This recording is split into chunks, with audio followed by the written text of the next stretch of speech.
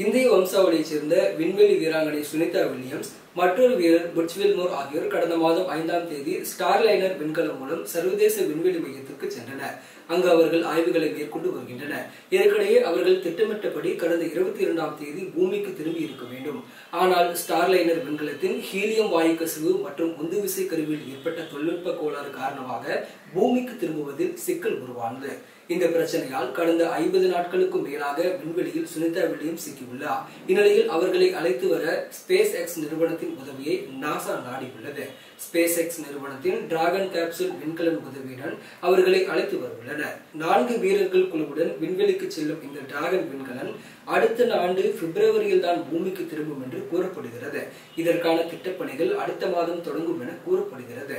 மேலும் இந்த ஆண்டு ஜூன் மாதம் சென்றவர்கள் 8 மாதம் கழித்து பூமி திரும்புவதால் அதற்கான பாதுகாப்பு ஏற்பாடுகளையும் தயார் செய்து வைக்க வேண்டிய நிலை ஏற்பட்டுள்ளதாக நாசா தெரிவித்துள்ளது.